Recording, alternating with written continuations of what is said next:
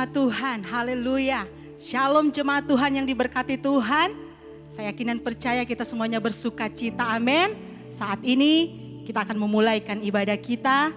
Mari kita siapkan hati kita, pikiran kita untuk kita datang kepada Tuhan.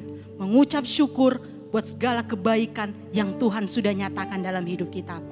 Mari jemaat Tuhan bangkit berdiri, kita akan memulaikan ibadah kita.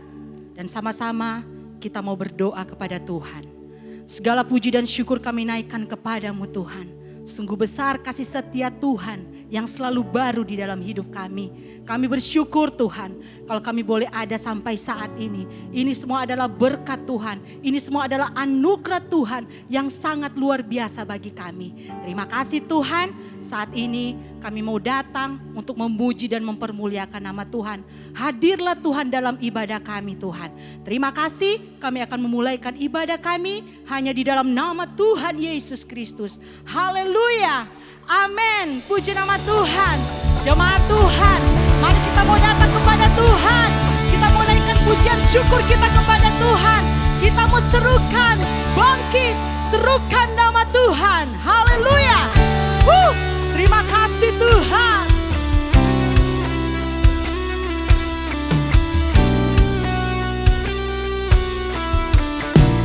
Haleluya. Pujilah namamu Tuhan.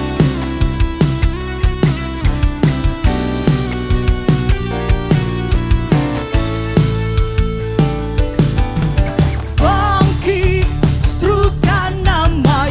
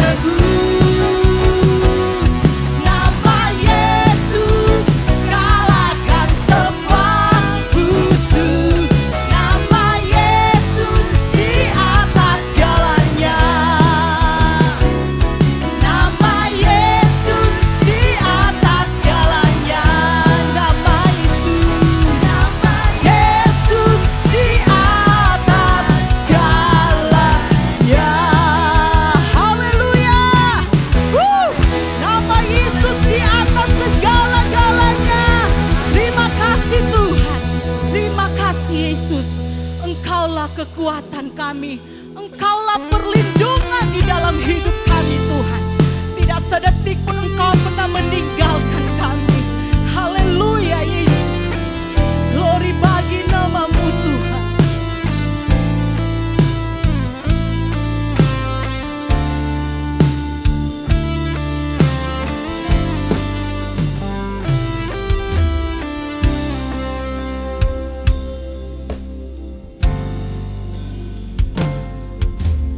Engkaulah kekuatanku,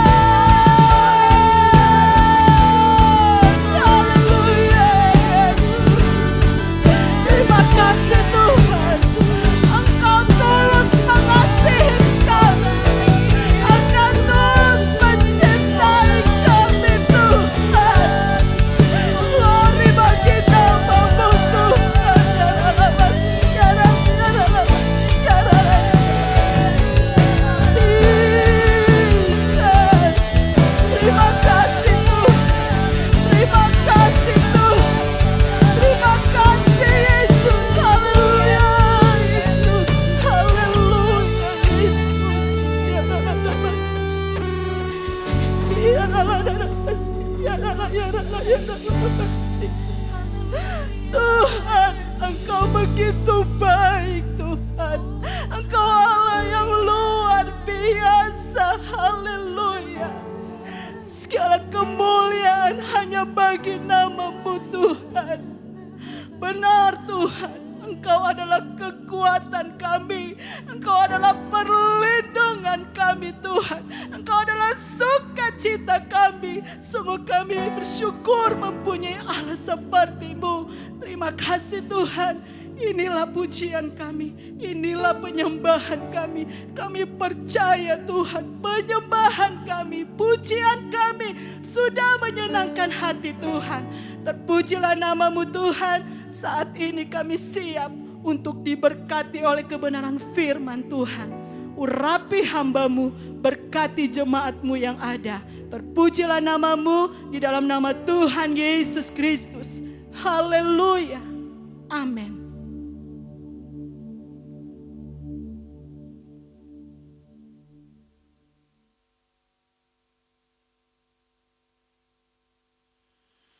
Haleluya. Halo Bapak Ibu, saudara-saudari terkasih dalam Tuhan Yesus Kristus. Kiranya damai sejahtera Allah yang melampaui segala akal, memelihara hati dan pikiran kita semua dalam Kristus Yesus Tuhan kita. Bapak Ibu, saudara-saudari, tema firman Tuhan pada hari ini ialah gangguan terhadap tubuh Kristus. Dan ini merupakan bagian dari tema tahunan kita, tubuh Kristus yang hidup dan bertumbuh. Dan ini dapat kita pelajari melalui apa yang Tuhan sudah sampaikan melalui Alkitab kepada kita. Kita membuka di dalam 1 Tawarikh 28 ayat yang ke-8. 1 Tawarikh 28 ayat yang ke-8. Di situ firman Tuhan saya bacakan.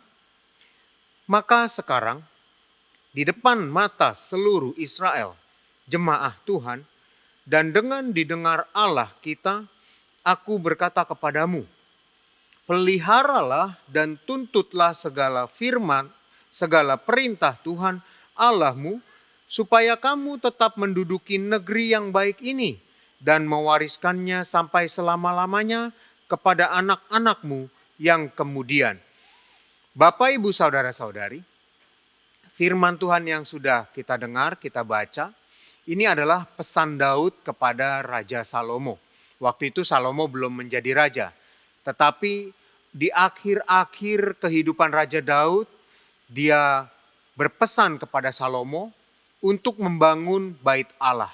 Dan dia mengumpulkan seluruh rakyat di Yerusalem. Dan di tengah-tengah pertemuan itu, perkumpulan itu, Daud berpesan kepada Salomo. Ayat yang ke-8, pesan Daud kepada Salomo, peliharalah dan tuntutlah segala perintah Tuhan Allahmu. Perintah Tuhan Allah yang Daud ingatkan kepada Salomo supaya Salomo ingat, diantaranya ialah di dalam Keluaran 34 ayat yang ke-16. Mari kita baca Keluaran 34 ayat yang ke-16. Saya bacakan.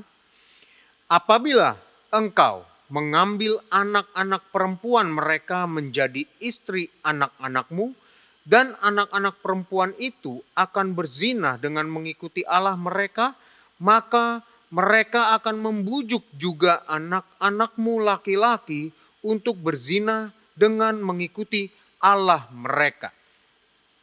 Kemudian firman Tuhan atau perintah Tuhan yang lain, yang ini juga saya percaya dipesankan oleh Daud kepada Salomo, ialah di dalam Ulangan pasal 17 ayat 14 sampai ayat yang ke-18. Mari kita baca Ulangan 17 ayat 14 sampai 18.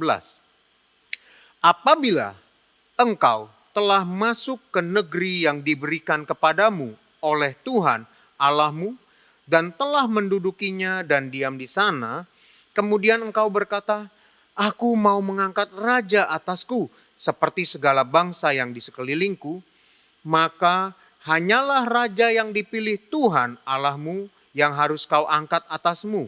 Dari tengah-tengah saudara-saudaramu, haruslah engkau mengangkat seorang raja atasmu, seorang asing yang bukan saudaramu, tidaklah boleh kau angkat atasmu. Hanya janganlah ia memelihara banyak kuda, dan janganlah ia mengembalikan bangsa ini ke Mesir untuk mendapat banyak kuda. Sebab Tuhan telah berfirman kepadamu, janganlah sekali-kali kamu kembali melalui jalan ini lagi. Juga janganlah ia mempunyai banyak istri, supaya hatinya jangan menyimpang. Emas dan perak pun janganlah ia kumpulkan terlalu banyak. Apabila ia duduk di atas tata kerajaan, maka haruslah ia menyuruh menulis baginya salinan hukum ini menurut kitab yang ada pada imam-imam orang Lewi. Jadi Bapak Ibu Saudara-saudari, firman Tuhan yang sudah kita dengar dari Keluaran pasal yang ke-34 dan Ulangan pasal yang ke-17 ini tentunya juga Daud sampaikan kepada Salomo. Maka dari itu Daud berkata di 1 Tawarik 28 tadi, peliharalah dan tuntutlah. Pelihara. Salomo pasti tahu Keluaran 34, Ulangan 17 ini. Tetapi Bapak Ibu Saudara-saudari, apa yang dilakukan oleh Salomo setelah Daud meninggal dan Salomo diangkat menjadi raja? 1 Raja-Raja pasal yang ke-10 ayat 26 sampai 29. Mari kita baca. Tetapi setelah Salomo menjadi raja, ini yang dilakukannya. 1 Raja-Raja 10 ayat 26 sampai 29. Saya bacakan. Salomo mengumpulkan juga kereta dan orang berkuda sehingga ia mempunyai 1.400 kereta dan 12.000 orang berkuda yang semuanya ditempatkan dalam kota-kota kereta dan dekat raja di Yerusalem. Kita perhatikan Ulangan 17 ayat 16 katakan jangan memelihara banyak kuda. Di 1 Raja-Raja 10 ayat 26 Salomo mengumpulkan kereta dan orang berkuda. Lalu 1 Raja-Raja 10 ayat 27 saya lanjutkan.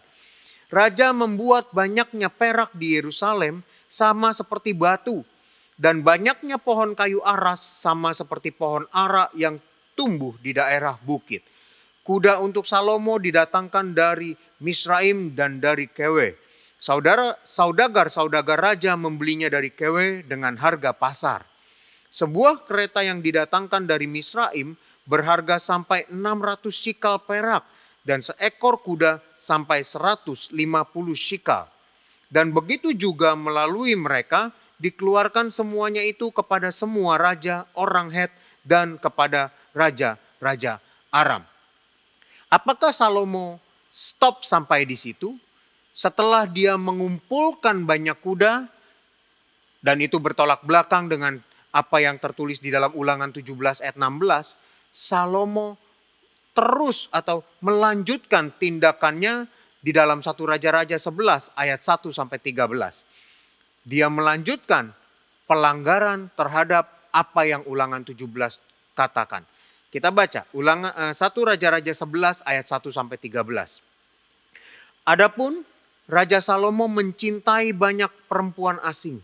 Di samping anak Firaun, ia mencintai perempuan-perempuan Moab, Ammon, Edom, Sidon, dan Het. Padahal tentang bangsa-bangsa itu Tuhan telah berfirman kepada orang Israel. Janganlah kamu bergaul dengan mereka dan mereka pun janganlah bergaul dengan kamu. Sebab sesungguhnya mereka akan mencondongkan hatimu kepada Allah-Allah mereka. Hati Salomo telah terpaut kepada mereka dengan cinta. Perhatikan baik-baik. Keluaran 34 tadi katakan bahwa jangan mengambil anak-anak perempuan mereka. Anak-anak perempuan mereka di sini maksudnya siapa? Di 1 Raja-Raja 11 ayat pertama dikatakan perempuan asing. Itu yang harus dihindari. Yaitu perempuan Moab, Ammon, Edom, Sidon, dan Het. Lalu selain melanggar Keluaran 34, Salomo juga melanggar Ulangan 17 ayat 17. Di situ dikatakan di Ulangan 17 ayat 17, jangan mempunyai banyak istri. Tetapi 1 Raja-Raja 11 ayat 1 katakan Salomo mencintai banyak perempuan asing. Bukan hanya mencintai saja, tetapi saya lanjutkan. 1 Raja-Raja 11 ayat yang ketiga. Ia mempunyai 700 istri dari kaum bangsawan dan 300 gundik. Istri-istrinya itu menarik hatinya daripada Tuhan. Salomo tidak berhenti hanya mencintai, tetapi itu semua dijadikan istri sama dia. Dan itu melanggar firman Tuhan yang berkata, jangan mempunyai banyak istri. Kita lanjut lagi. 1 Raja-Raja 11 ayat yang keempat. Sebab pada waktu Salomo sudah tua, istri-istrinya itu mencondongkan hatinya kepada allah-allah lain. Sehingga ia tidak dengan sepenuh hati berpaut kepada Tuhan Allahnya seperti Daud ayahnya. Demikianlah Salomo mengikuti Asitoret, dewi orang Sidon, dan mengikuti Milkom, dewa kejijikan sembahan orang Amon. Dan Salomo melakukan apa yang jahat di mata Tuhan, dan ia tidak dengan sepenuh hati mengikuti Tuhan seperti Daud ayahnya. Pada waktu itu Salomo mendirikan bukit pengorbanan bagi Kamos, dewa kejijikan sembahan orang Moab, di gunung di sebelah timur Yerusalem, dan bagi Moloch, dewa kejijikan sembahan Bani Amon. Demikian juga dilakukannya bagi semua istrinya, orang-orang asing itu yang mempersembahkan korban ukupan dan korban sembelihan kepada allah-allah mereka. Sebab itu Tuhan menunjukkan murkanya kepada Salomo. Sebab hatinya telah menyimpang daripada Tuhan Allah Israel yang telah 2 kali menampakkan diri kepadanya. Dan yang telah memerintahkan kepadanya dalam hal ini supaya jangan mengikuti allah-allah lain. Akan tetapi ia tidak berpegang pada yang diperintahkan Tuhan. Lalu berfirmanlah Tuhan kepada Salomo, oleh karena begitu kelakuanmu, yakni engkau tidak berpegang pada perjanjian dan segala ketetapanku yang telah kuperintahkan kepadamu, maka sesungguhnya aku akan mengoyakkan kerajaan itu daripadamu dan akan memberikannya kepada hambamu.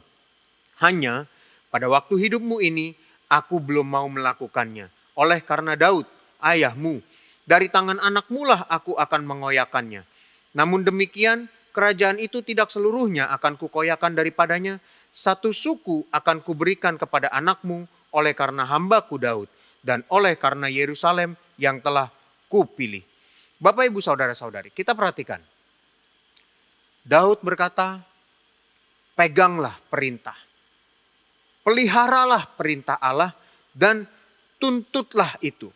Pelihara perintah Allah dan tuntutlah itu. Tetapi Salomo tidak memelihara.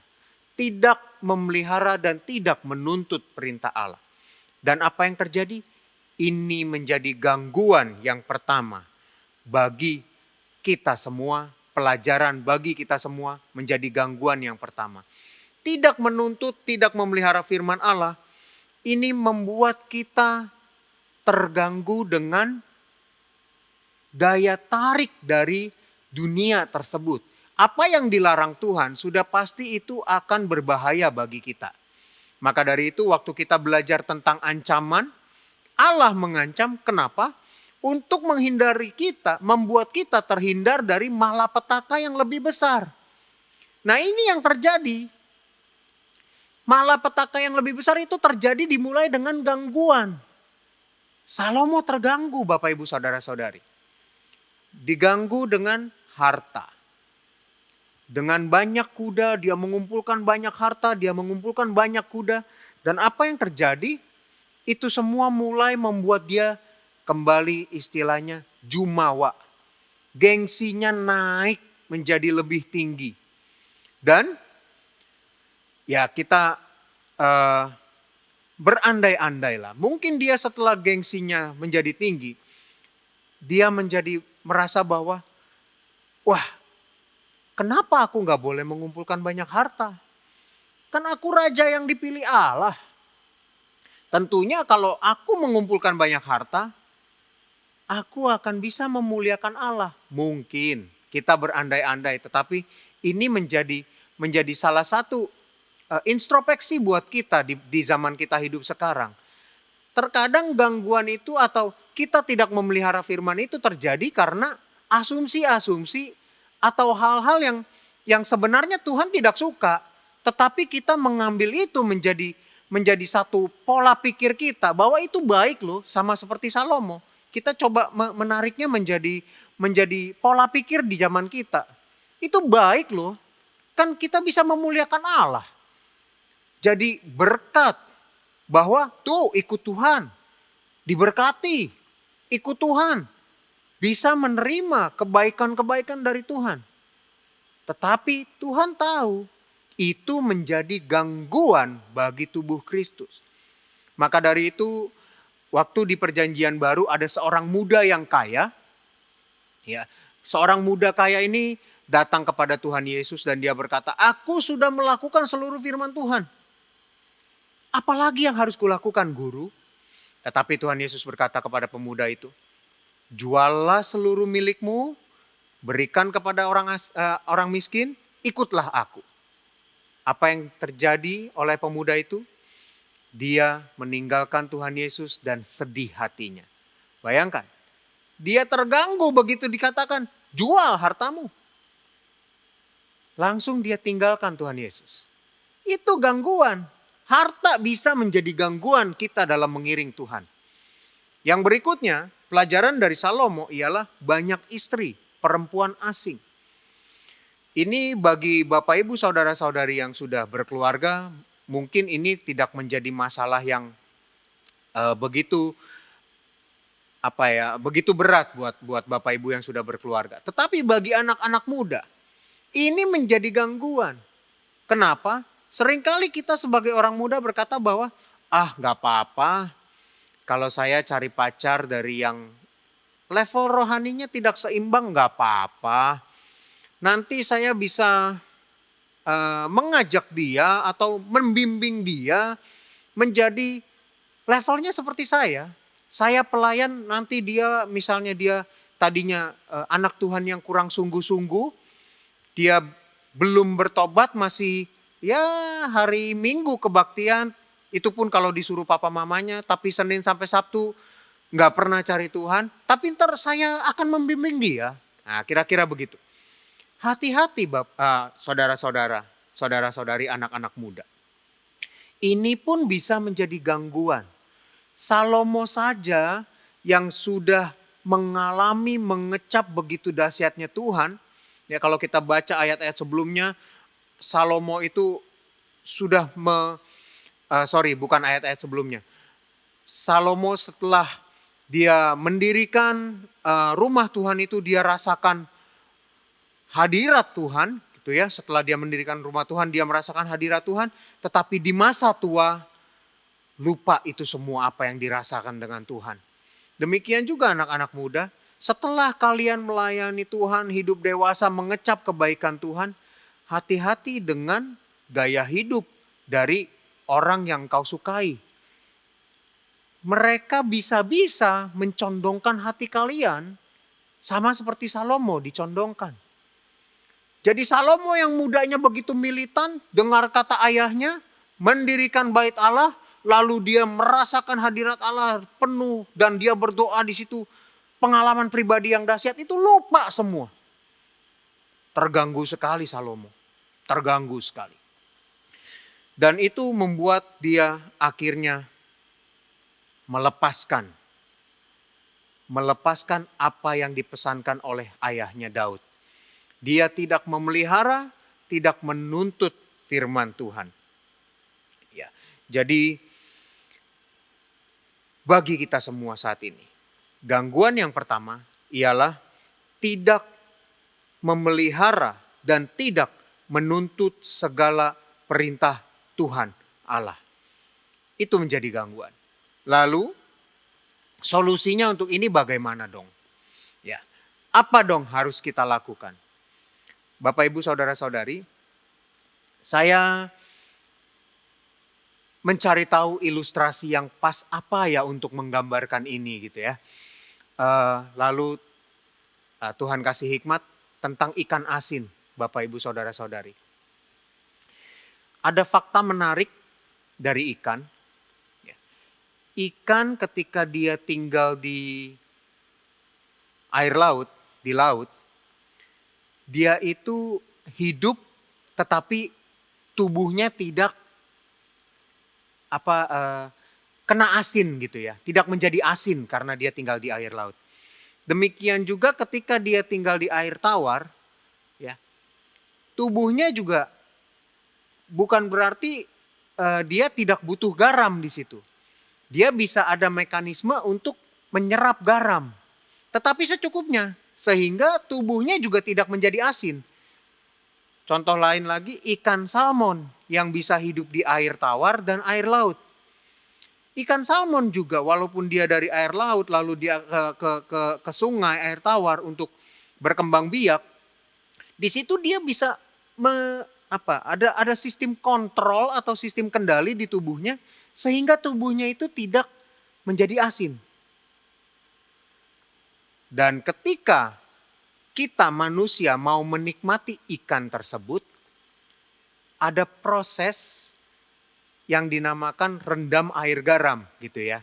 Jadi kalau Bapak Ibu yang makan ikan lalu ikan itu sudah rasanya, itu ikan itu sudah diproses direndam air garam. Nah bedanya apa? Waktu dia direndam air garam di laut, hidup di laut, seumur hidup itu di laut, kok dia tidak asin. Tetapi begitu ditangkap, lalu direndam air garam, baru ikan itu ada rasanya asin. Kenapa bisa begitu? Bedanya adalah kondisi hidup dan kondisi mati. Maksud saya mengemukakan ilustrasi ini apa? Maksud saya seperti ini Bapak Ibu. Kalau kita, hidup kita, kedagingan kita masih ada, itu kita seperti ikan yang masih punya filter. Bukan filter menerima firman Tuhan, melainkan filter menolak firman Tuhan. Jadi kalau ada firman Tuhan yang berkata, apabila seseorang sudah tidak asin gitu ya, garam menghasinkan. Tetapi kalau garam itu menjadi tawar gitu ya, orang tersebut, garam tersebut menjadi tawar, dia udah nggak bisa asin lagi gitu. Ikan itu kalau di Alkitab ada menjadi lambang orang. Makanya waktu Rasul Petrus dibilang, aku akan menjadikan kau penjala manusia dari penjala ikan. Nah itu, ikan-ikan itu melambangkan orang. Nah orang itu bisa asin dengan apa? Dengan garam. Garam itu apa? Firman Tuhan. Waktu orang itu kedagingannya masih hidup, firman Tuhan tidak bisa masuk dan diserap di dalam hidupnya. Firman Tuhan akan tersaring keluar. Sama seperti Salomo.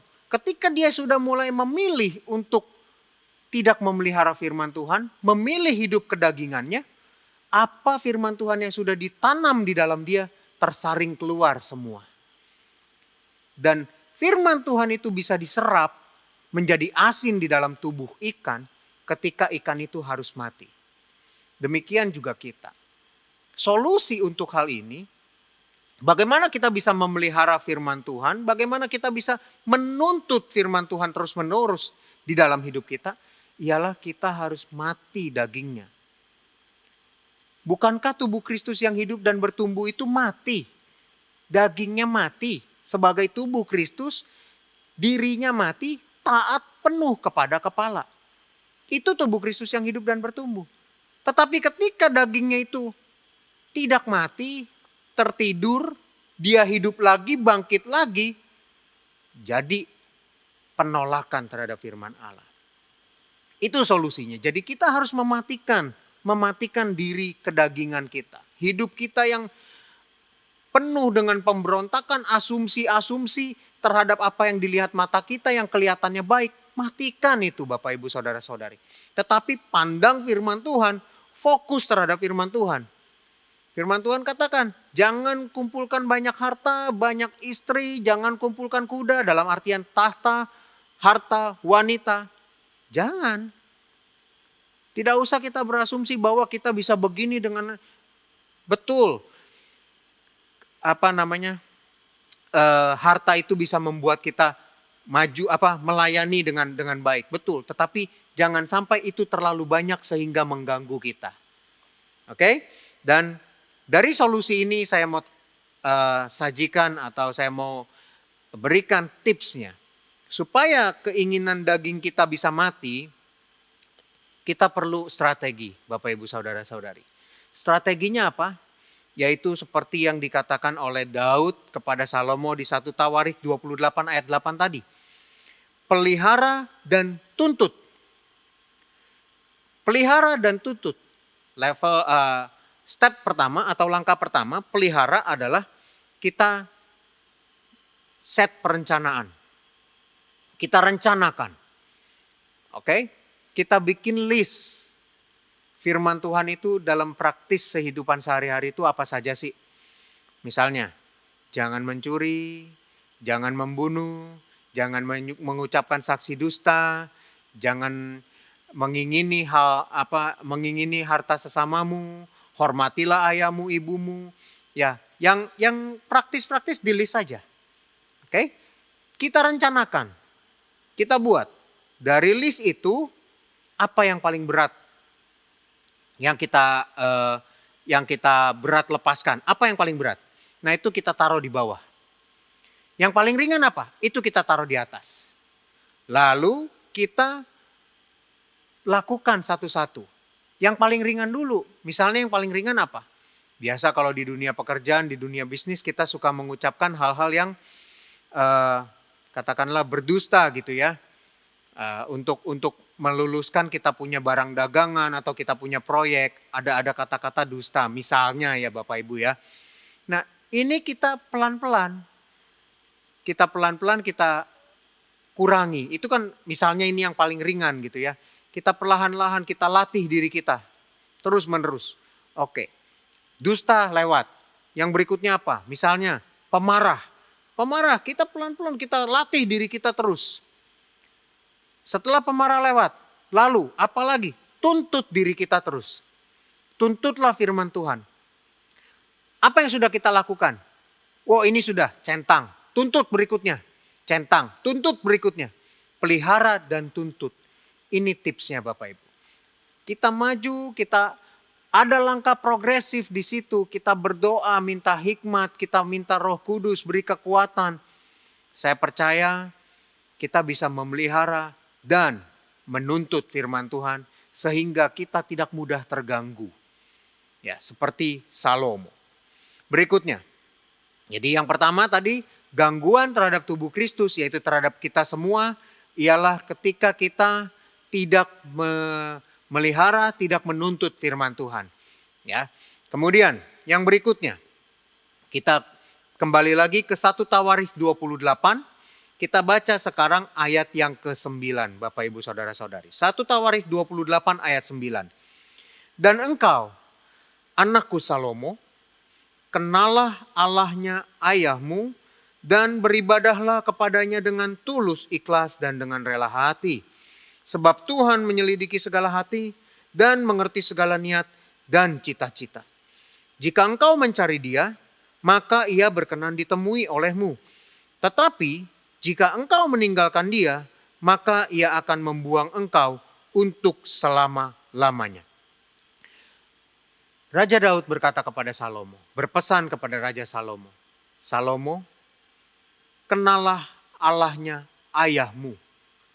Mengenal Allah dan beribadahlah kepadanya dengan tulus, ikhlas dan dengan rela hati. Supaya kita tidak terganggu sebagai tubuh Kristus yang hidup dan bertumbuh. Yang kedua ialah dengan mengenal Allah. Allah yang mana? Allah yang disembah oleh Abraham, Ishak dan Yakub, Musa, Daud dan semua tokoh-tokoh Alkitab. Dan juga yang sudah kita percayai, yang sudah kita sembah. Kenalah Dia Allah kita. Dan Bapak Ibu Saudara-saudari, ketika kita belajar firman Tuhan, tentunya ada firman Tuhan yang menurut pendapat kita, logika kita ini agak kurang pas gitu ya. Contoh, ketika kita belajar tentang ancaman. Ya, di situ kita diterangkan tentang karena orang Israel bebal maka Allah mengancam.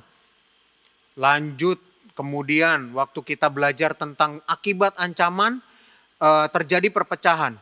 Di situ juga kita melihat bahwa orang-orang yang berusaha membangun kota Babel, kemudian juga Raja Salomo, ketika mereka melanggar firman Allah, kok Allah memecah belah mereka. Kok Allah memecah mereka? Mereka Bukannya Allah tolong, tetapi Allah malah memecah mereka gitu. Dan ini kalau kita tidak mengenal Allah, tentunya ini bisa membuat kita terganggu. Terganggunya bagaimana? Pola pikir yang tersesat. Pola pikir yang kembali asumsi dan menilai sesuatu yang baik itu lebih baik daripada rancangan Allah. Gitu ya. Jadi dari tadi contoh yang manusia-manusia yang berusaha membangun kota Babel dan juga Raja Salomo yang dia kerajaannya kenapa Allah pecah menjadi dua gitu ya. Tadi kita sudah baca di 1 Raja-Raja 11 ayat yang ke-13. Ayat yang ke-11 sampai ayat yang ke-13. Kenapa Allah melakukan itu? Kenapa Allah memecah belah? Atau waktu bebal, kenapa Allah mengancam? Kan dia Allah. Allah itu adalah sesuatu yang, bukan sesuatu, mohon maaf. Allah itu adalah pribadi yang mengasihi loh. Allah itu maha kasih. Masa iya dia melakukan hal yang buruk? Dan ini banyak terjadi di luar sana Bapak Ibu Saudara-saudari. Pernah saya membaca satu forum, ada orang yang memprotes perbuatan Allah seperti ini. Akhirnya dia menjadi tidak percaya lagi kepada Allah.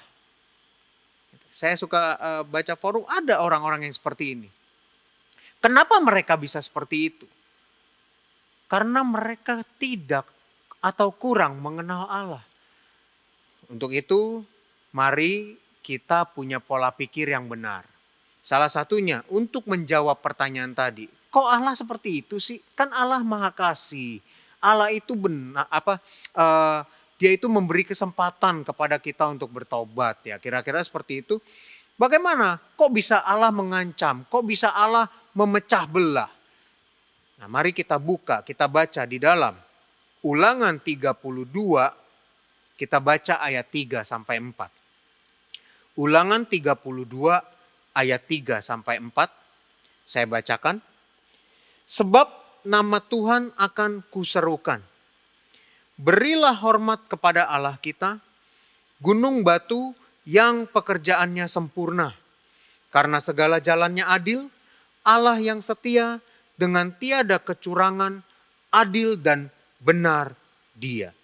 Bapak Ibu Saudara-saudari, dalam kitab Ulangan 32 ayat 3 sampai 4 ini, di sini Allah menyatakan kepada kita semua. Allah memberitahukan keberadaannya, sifatnya kepada kita semua. Bahwa Allah Maha Kasih, betul, tetapi dia juga Allah yang, ayat yang keempat, pekerjaannya sempurna Bapak Ibu Saudara-saudari. Pekerjaannya sempurna. Jadi ketika dia menciptakan langit dan bumi, lalu menciptakan tumbuh-tumbuhan, dia menciptakan binatang, dia menciptakan manusia. Dia menciptakan itu semua dengan sempurna. Bukan hanya ciptaannya saja sempurna Bapak Ibu Saudara-saudari. Tetapi dia juga menciptakan sistem yang sempurna. Sistem yang sempurna. Sistem yang sempurna ini tidak lepas dari keberadaan Allah yang tiada kecurangan, tidak pernah curang, adil dan benar. Bagaimana itu sistem yang tidak curang, adil dan benar? Bapak Ibu Saudara-saudari, dulu saya bekerja menjadi programmer. Ketika saya bekerja menjadi programmer, saya membuat program. Program tersebut harus mudah digunakan oleh pengguna, user. Lalu program tersebut juga harus jelas. Jadi begini, di dalam program suka ada, ya katakanlah yang paling mudah seperti ini. Ketika kita mengerjakan, Bapak Ibu pasti pernah mengerjakan dengan mengetik di program text editor gitu ya. Program untuk membuat surat katakanlah. Ketika membuat program tersebut, waktu kita close, waktu kita tutup programnya itu, tapi kita belum menyimpan proyek kita atau pekerjaan kita, program yang baik itu harusnya apa? Waktu ditutup ada pertanyaan, ya kan? Apakah Anda ingin menyimpan file ini? Lalu ada kata jawaban ya, lalu ada jawaban tidak. Nah, sistem yang baik, waktu user pengguna itu menjawab ya, apa yang harus dilakukan oleh program? Mengeluarkan kotak pertanyaan berikutnya. Mau simpan di mana filenya? Begitu kan? Atau kalau misalnya dia jawab tidak, apa yang harus program itu lakukan? Keluar dari program text editor. Nah, kalau program yang tidak sempurna, waktu dijawab ya, tidak terjadi apa-apa. Waktu dijawab tidak terjadi apa-apa. Bagaimana kita sebagai pengguna, sebagai user? Pasti kita akan komplain, ya kan? Akan protes, ya kan? Ini program jelek amat sih. Pekerjaan saya jadi hilang nih. Saya sudah ketik sekian banyak, susah-susah. Sekarang semua hasil pekerjaan saya tidak tersimpan. Tentunya itu menjadi sandungan atau menjadi kendala bagi si pembuat program. Nah, itulah yang Allah lakukan. Ketika Allah bilang pekerjaannya sempurna, dia tidak curang, adil dan benar. Dia membuat program atau sistem yang kalau manusia ini melakukan hal yang tidak sesuai dengan ketentuan, maka dia Allah yang adil harus memberikan kondisinya. Betul? Kayak tadi, kalau ditutup programnya lalu tidak memberikan pertanyaan, ya itu orang akan protes. Lah kok program saya tidak tersimpan? Sudah capek-capek saya kerjakan.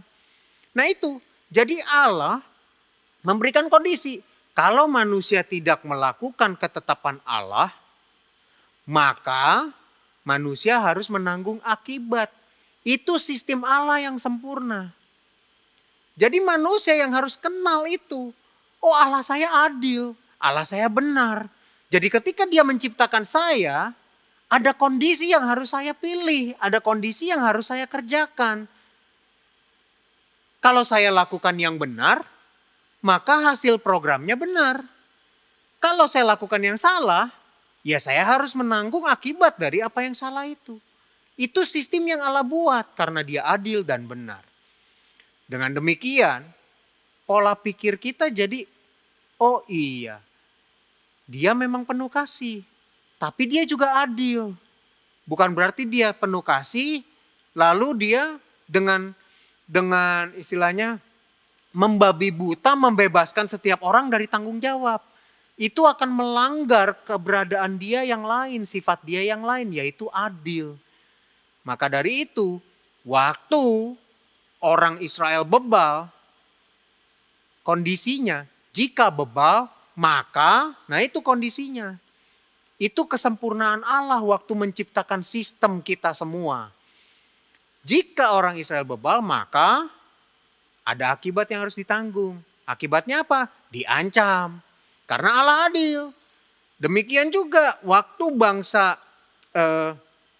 waktu itu belum jadi bangsa Israel. Waktu orang-orang yang berkumpul di tanah Sinear itu mau membangun kota Babel. Lalu dia mau menyamai Allah sama seperti Lucifer. Yaitu ada kondisinya. Ada programnya, sistemnya. Jika mereka mau merebut tahta Allah. Nah kan kira-kira begitu. Maka ya Allah bisa saja kalau dia memang dia tidak penuh kasih, langsung dihajar semua, dihanguskan di situ. Tetapi dia penuh kasih, tapi juga adil. Maka ya sudah dipecahlah mereka sehingga kota itu tidak jadi terbangun. Gitu ya Bapak Ibu ya. Demikian juga Salomo. Salomo melanggar perintah Allah. Maka nah itu ya. Jadi sekarang kita sudah mulai lebih kenal lagi dengan Allah kita. Dan ini menjadi solusi buat kita. Bahwa kalau kita terganggu dengan keberadaan Allah sebagai tubuh Kristus, berarti kita kurang belajar. Bukan Allahnya yang salah gitu. Tetapi kitanya yang kurang belajar. Untuk itu solusinya, supaya kita mengenal Allah dan tidak terganggu, marilah kita belajar dan berusaha mengenal Allah dengan sungguh-sungguh. Dengan demikian Bapak Ibu Saudara-saudari, firman Allah hari ini tentang gangguan terhadap tubuh Kristus. Saya simpulkan, gangguan itu ada dua. Yang pertama, tubuh Kristus tidak memelihara, tidak menuntut firman Tuhan terhadap dirinya sendiri. Yang kedua, tubuh Kristus tidak mengenal atau kurang mengenal Allah. Nah, dengan permasalahan tersebut, maka solusinya yang pertama, mari kita pelihara, mari kita tuntut diri kita untuk memelihara dan melakukan perintah Allah. Caranya, tadi tipsnya sudah saya berikan, kita daftarkan, kita bikin daftar perbuatan-perbuatan yang selama ini kita anggap berat untuk ditinggalkan. Kita timbang-timbang mana yang paling mudah, itu kita lakukan dulu. Perlahan tapi pasti kita mulai tuntut hidup kita. Tuntut terus firman Allah untuk kita lakukan. Dan untuk yang kedua, gangguan karena tidak mengenal, ya satu-satunya solusi, belajar. Belajar Bapak Ibu Saudara-saudari. Jangan kita bermalas-malasan karena Dia Allah, Dia yang memelihara hidup kita, Dia yang menggarami hidup kita, supaya kita jangan jadi asin. Baik, dengan demikian firman Tuhan tentang gangguan tubuh Kristus sampai di sini. Mari kiranya ini menjadi berkat bagi kita semua, memperhatikan hidup kita masing-masing. Mari Bapak Ibu Saudara-saudari, kita bangkit berdiri, kita akhiri ibadah pada hari ini. Puji Tuhan, mari kita berdoa. Haleluya, haleluya. Tuhan Yesus, terima kasih Tuhan. Terpujilah Engkau Allah yang kekal, terpujilah Engkau Allah yang dahsyat. Terima kasih Tuhan karena kasih cinta kasih-Mu kepada kami semua. Engkau mengingatkan kami, Engkau mendidik kami, Engkau mengajar kami Tuhan. Supaya kami sebagai tubuh-Mu, tubuh Kristus jangan terganggu. Supaya kami tetap teguh sebagai tubuh Kristus untuk terus hidup, untuk terus bertumbuh. Dan hari ini Tuhan terima kasih, Engkau kembali Tuhan mengajar kami untuk memelihara dan menuntut firman Allah ini dalam hidup kami. Dan juga Engkau menuntut kami, mengajar kami Tuhan untuk belajar supaya kami kenal. Semakin kami mengenal Engkau, semakin kami kokoh, semakin kami kuat, tidak mudah terganggu. Terima kasih Tuhan, terima kasih. Berkati firman ini, biar tertanam di dalam setiap jemaat, di dalam hati jemaat-jemaat yang mendengarnya, berakar, bertumbuh, dan berbuah-buah lebat. Segala kemuliaan kami mau kembalikan hanya kepadamu saja. Terima kasih Tuhan Yesus, terima kasih. Dan juga Tuhan Yesus, hamba berdoa Tuhan. Bagi umat-umatmu, jemaat-jemaatmu yang seminggu ke depan akan melaksanakan segala kegiatan aktivitas mereka. Tuhan Yesus, bagi yang bekerja profesional Tuhan, Tuhan berkati mereka. Bagi yang berwirausaha, membuka toko, warung, bengkel, salon, apapun wirausaha mereka Tuhan, Tuhan Engkau juga yang memberkati. Engkau memberi hikmat, Engkau memberi keterampilan, sehingga apa yang mereka hasilkan Tuhan, baik barang maupun jasa, itu semua menghasilkan dengan kualitas yang baik. Dan semuanya ini mendatangkan kemuliaan bagi Engkau. Juga anak-anak-Mu Tuhan yang sekolah, yang kuliah, yang belajar, Tuhan Engkau juga memberi hikmat. Engkau menyatakan segala sesuatunya, sehingga apa yang mereka pelajari dapat mereka mengerti, mereka dapat menerapkannya dalam kehidupan mereka dapat memuliakan Engkau Tuhan dengan hasil-hasil prestasi yang baik. Terima kasih Tuhan, terima kasih. Berkati umat-umat-Mu, jemaat-jemaat-Mu Tuhan. Bagi yang lemah tubuh, Tuhan kuatkan. Yang susah, Tuhan hiburkan. Yang sakit, Tuhan sembuhkan. Yang butuh jalan keluar, Tuhan berikan jalan keluar. Yang lemah juga Tuhan kuatkan. Tuhan terima kasih, Tuhan terima kasih. Kami juga berdoa Tuhan, hamba berdoa Tuhan. Bagi umat-umat-Mu yang sudah mengembalikan milik-Mu, yang sudah mempersembahkan korban-korban persembahan mereka. Biar kiranya Tuhan Kau juga memberkati mereka. Kau singkapkan, bukakan tingkap-tingkap langit perbendaharaan Allah yang melimpah. Kau curahkan kepribadian mereka. Apa yang mereka tabur, mereka tuai sesuai dengan janji firman-Mu Tuhan. Mulialah Engkau selama-lamanya. Tuhan juga tolong dalam menjalankan setiap aktivitas dalam hidup, menjalani hidup mereka. Tuhan jaga lindungi, jauhkan dari orang-orang yang ingin berniat jahat, yang bermaksud jahat. Jauhkan dari kecelakaan mara bahaya, jauhkan dari sakit penyakit, jauhkan dari virus, bakteri, dari apapun yang tidak kami inginkan. Terima kasih Tuhan Yesus, terima kasih. Kami serahkan hidup kami kepadamu Tuhan. Tuhan juga berkati bagi opa oma, bagi anggota gereja yang senior Tuhan. Biar Engkau juga memberkati pengharapan mereka Tuhan. Supaya mereka juga Tuhan, Engkau jaga dengan kesehatan, kekuatan. Engkau terus Tuhan memberkati mereka, terus dalam sukacita bersama dengan Engkau. Terima kasih Tuhan, terima kasih umat-umat yang dikasihi Tuhan. Tuhan memberkati Engkau dan melindungi Engkau. Tuhan menyinari Engkau dengan wajahnya dan memberi Engkau kasih karunia. Tuhan menghadapkan wajahnya kepadamu dan memberi Engkau damai sejahtera.